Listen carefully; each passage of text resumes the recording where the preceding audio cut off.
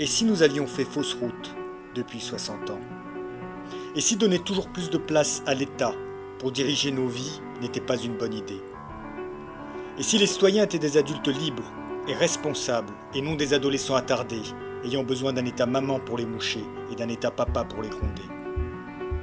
Et si multiplier le nombre d'élus et de bureaucrates pour nous ausculter, pour nous infantiliser, pour nous piller, pour nous commander, ne nous rendait pas plus prospères ou plus généreux?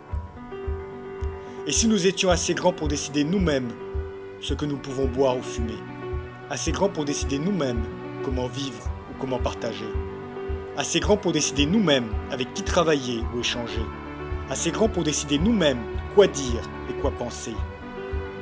Et si donner de plus en plus de ressources à l'État pour qu'il s'occupe à notre place de nos soins, de notre retraite, de notre culture, de notre logement ou de notre agriculture était une erreur?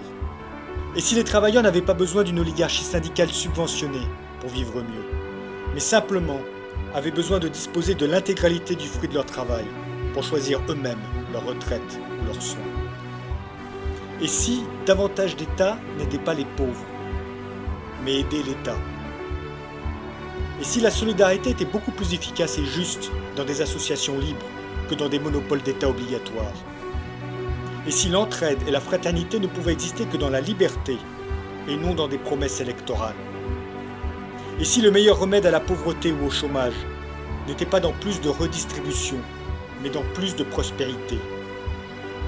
Et si la prospérité ne pouvait venir que de l'action d'individus libres et responsables, et non de la planification d'une classe politique compliquant le travail et les échanges?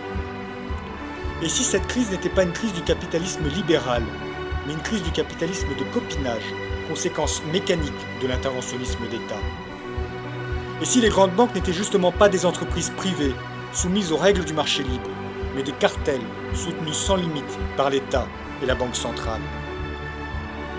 Et si la Banque centrale n'était qu'une immense machine à transférer discrètement, par l'inflation, les ressources des pauvres et des classes moyennes vers les États surendettés et vers les grandes banques?